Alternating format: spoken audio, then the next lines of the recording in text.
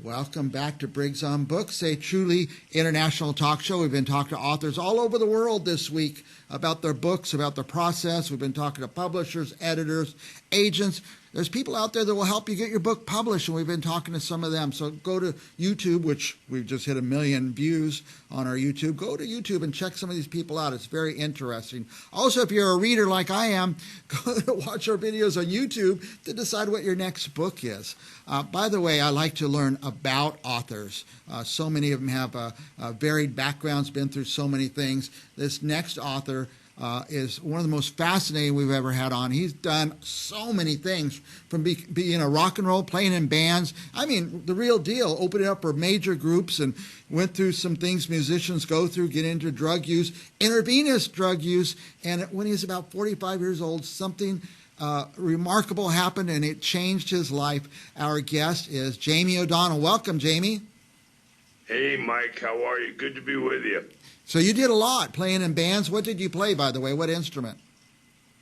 Well, I play guitar, and I play a little piano, a little bass guitar. But in the band, I was just the front man. That's what I did.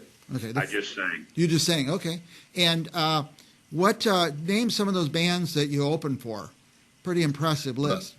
Some of the bands I opened for was Johnny Winter, Black Oak, Arkansas, Bon Jovi. Poison opened up for my band twice. Wow. Yeah, so. In a minute, I'm going to ask you, I'm popping up the book cover here, Hunting for the Lamb of God. But before we get to the book, there's the cover for our viewers to see. Tell us what happened to change your life and get you on the path to being an author. Well, after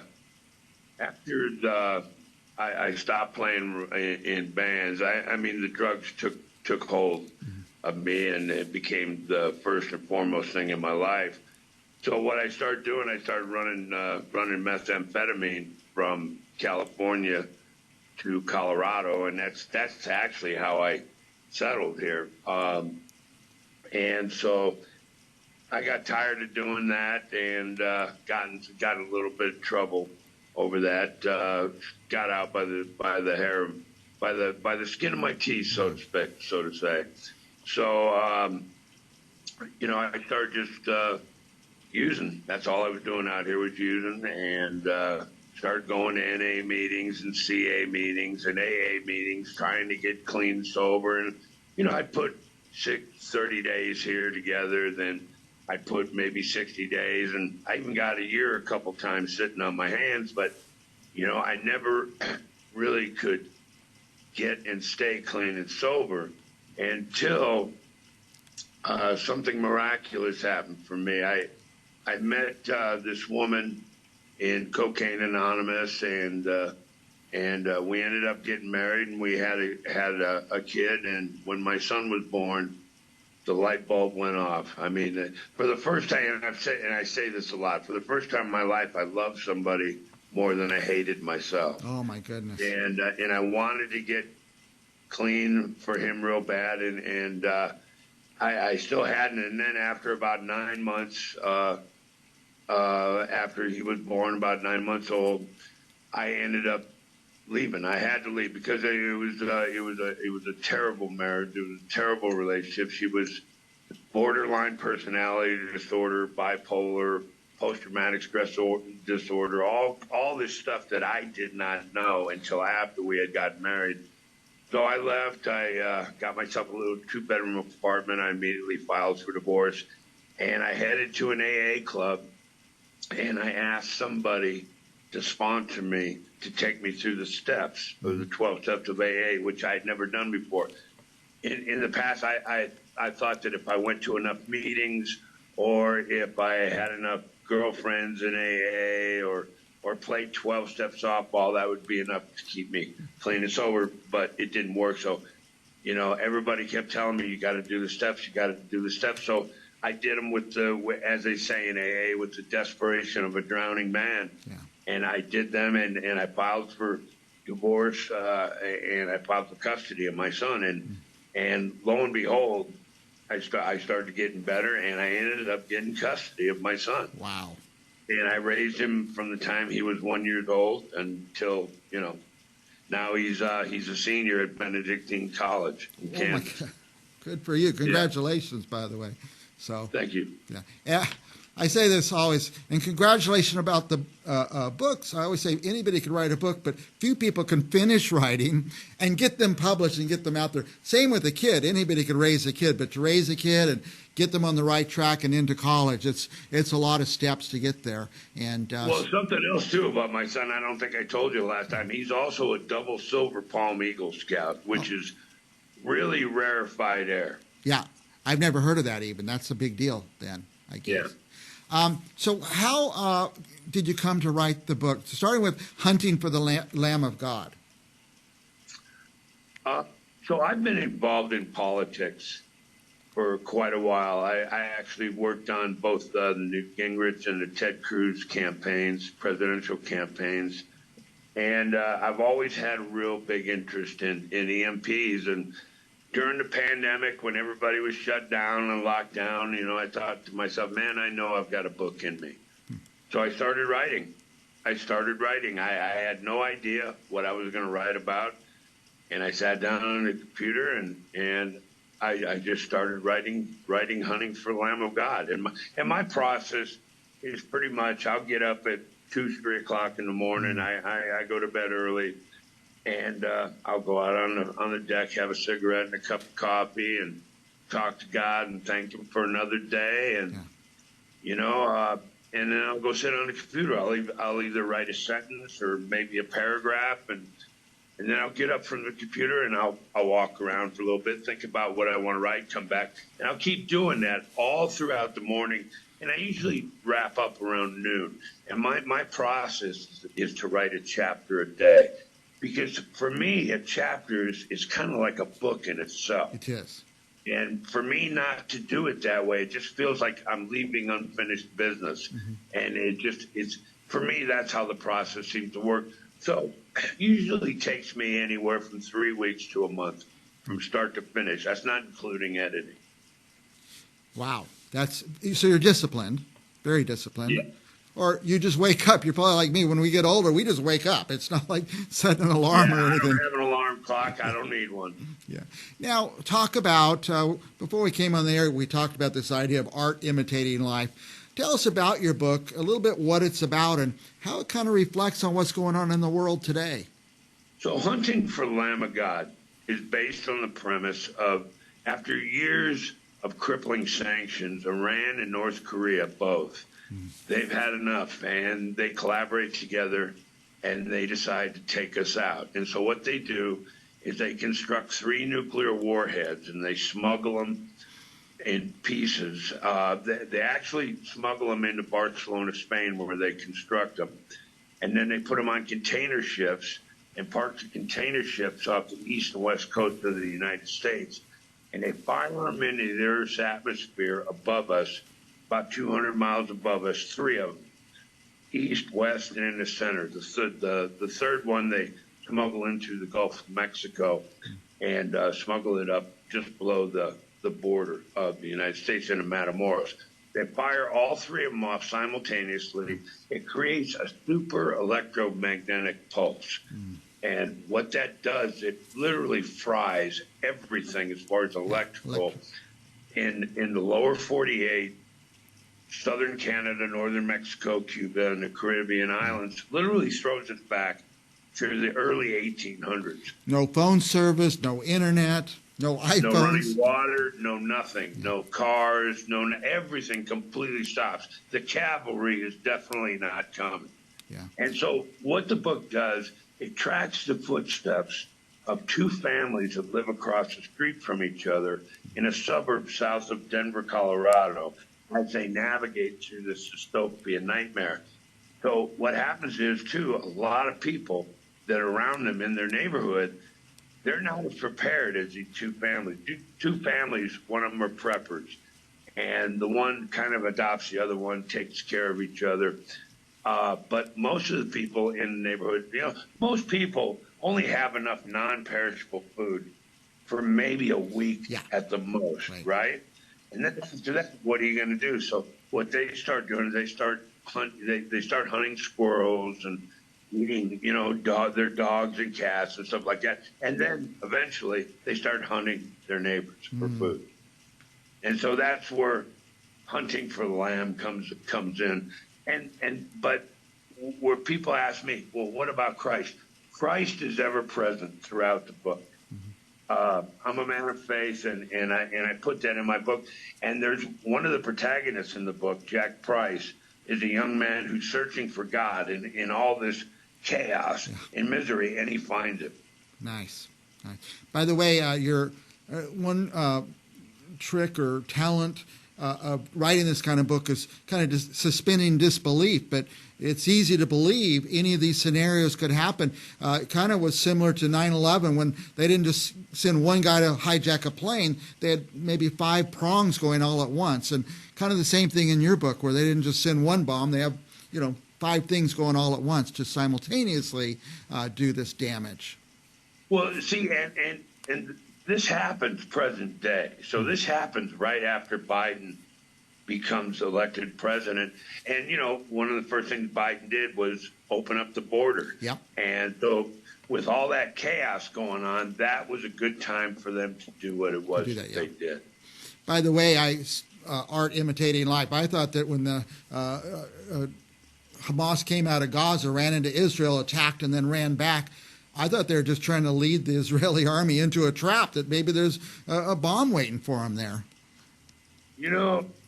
We live in very dangerous times right now, as everybody knows. And, if you go back to what happened last year, or actually it was this year, the beginning of the year, when the Chinese balloon was going across the United States, I mean, a lot of people suspected that balloon could have been carrying a nuclear device that would create an EMP. One of the things that could happen is little balloons could pop up in all the major urban areas, right, with a nuclear device, and not have to go up 200 miles above the Earth's atmosphere.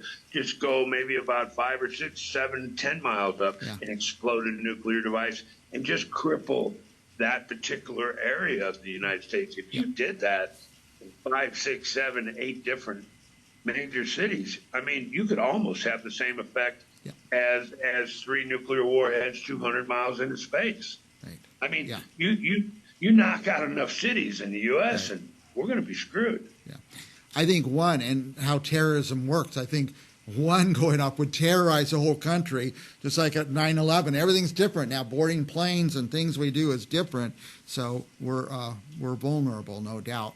I want to pop up here the cover of your second book. Is that a follow-up? Is it a sequel? Is it a continuation? Yeah, it is. It's Living for the Lamb of God. It's a sequel to Hunting for the Lamb of God. It picks up where Hunting for the Lamb of God leaves off.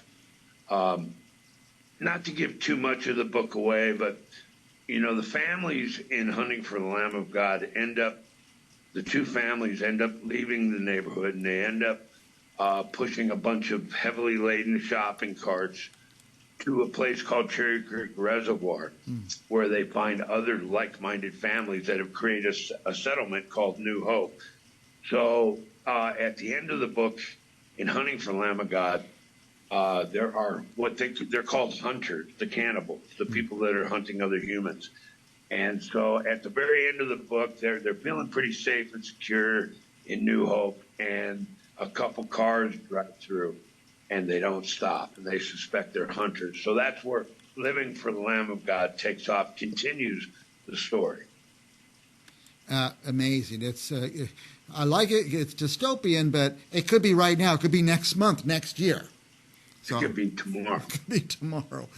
By the way, let's talk about, I keep talking about the process on this show. You're right. You have a great process. Obviously, it works because I think you have 3 books out. Right. Now you're to the step where maybe you're looking around for a literary agent. How's that process? Well, that has probably been my biggest obstacle. From the time I released my first book, I started querying literary agents locally, nationally, even internationally, and I am having a very hard time. Either it's because people have a misconception. They think that my books are religious books, books based on religion, which they're not. It's post-apocalyptic dystopian fiction. But I'm just having a real hard time finding somebody that will even take a look at my books. I mean, Hunting for Lamb of God was awarded a Crooked Star. It was just recently awarded a Book Fest award. I've got a 5-star rating on Amazon. I've got all kinds of great reviews. And yet I cannot seem to find a literary agent that will just take a look. Take a look, because I'm telling you, my books not only have the potential to be bestsellers, just like I put them in the category of The Hunger Games, Maze Runner. I think I told you this before. In my mind, I see a movie. These sound like a movie. Exactly. There is definitely a movie here, and it would be a blockbuster movie. Yeah. And if I could just find an agent that will just take a look and has the foresight, I don't know. Maybe it's my ability to write a great query letter. It's a different process, and so I don't stop though. Every day I send out query letters. That's your job now. Yeah, that's my job. I popped this other book here, Meth War. Is this nothing to do with the other two books? Did this come before or after? Well, the funny thing about Meth War is I actually started writing Meth War 20 years ago when I was still married to my son's mother. And she got in this fit of rage arguing with me one day about something, and she literally picked up my computer and smashed it into bits. I had, go ahead and say something. Can I? Yeah. Okay, all right. I just said, ouch, that hurts when they smash your computer. Oh my goodness. Yeah. So I had the first 50 pages on printed paper, and I had the second 50 pages on the computer. And I couldn't retrieve them. So I was very dejected. I had that 50 pages. I put it on a shelf, and I vowed someday to finish the book. Right after I finished Hunting for the Lamb of God, I actually finished Meth War. And Meth War is probably very close. I wouldn't say probably. It is very close to my life experience. It's a totally fictional account, but it's based on all kinds of real people, real characters, real things happening, and it's a fictional account of the Great Methamphetamine War in 1993 in the San Bernardino Valley between the Satanic Underground and the independent meth cooks. And that's what the book's about. It's full of murder, mayhem, mystery, intrigue. It incorporates every myth, rumor, and half-truths I'd ever heard out on the streets while I was using. And I was a homeless addict. I was homeless. We used to travel in packs, like nomadic packs, and descend on people's houses, that we're also using, but were a step above us and actually had a house. Now, would you call this a novel or nonfiction? I would call it fiction, and I would call it definitely a novel, but there's an awful lot of truth in it. You just don't know what's true and what's not. Right. Well researched. You did the research in person. You lived it. Definitely did the research. I know I'm getting the signal. We're gone over time. It happens every time I talk to you, Jamey, because you're a fascinating guy to talk to. I have your website on the screen and your Instagram. What will people find at your website? Well, they'll find first of all, they'll find all 3 copies of the books, and you'll be able to read the first 2 chapters online of each book. You'll find my story. I pretty much talk in detail about what's going on in my life, about my son, my story, what happened to me. You'll find all my reviews. You'll be able to read all my reviews on there. You'll be able to see all my interviews, this one included and the last one I did with you. Let's see, there'll be a contact page. There'll also be a purchase page, and that's about it. But it's a great website. Yeah, it's very informative. Very good. Jamey O'Donnell, by the way, thanks for being on. We're about out of time. Any last thoughts you want our viewers to know? Well, I want to reiterate, if there's any literary agents out there, or if whoever's watching this knows of a literary agent, please contact me through my website, which is www.jameyo'donnell, no apostrophe, .com, JameyOdonnell.com. Get a hold of me. I'd love to talk to you. Yeah. And I guarantee you that whoever gets a hold of me is going to find a cash cow. They're going to find a cash cow. There you go. And you have more books in your head, no doubt. I've already written one called Epiphany. It's a story of an old man that rescues a young woman and her child in the Nevada desert. She's being hunted across the country by her psychotic husband who wants to kill them both. Oh, boy. And Exciting. That's actually going to be released here probably after the first of the year. Very cool. Jamey O'Donnell, I'm going to leave the cover, Hunting for the Lamb of God, on the screen. I just went to Amazon. So easy to find Jamey there and his books and order them. Do that. And we will be back with another author right after this. So please don't go anywhere. Thank you, Mike.